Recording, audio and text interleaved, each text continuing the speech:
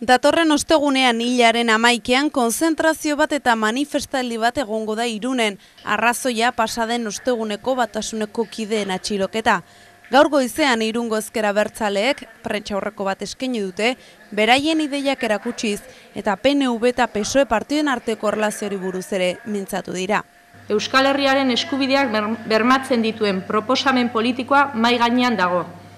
Marko demokratikoaren aldeko apustua. PSOEk eta PNVek ezezkoa esan diote, eta orain beraien gerra estrategia abiatzea erabaki dute. Bitartean PNVek PSOEren bidai lagun, bere iruzurra eta Euskal Herria Espainia barruan mantenduko duen proposamena lantzen hasia da. Azken finean helburua ostegun honetarako deialdi egitea da.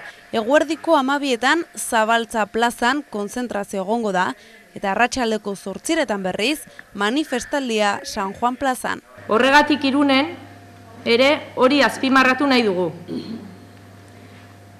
Lanean jarraitzeko gure konpromezu tinkoa.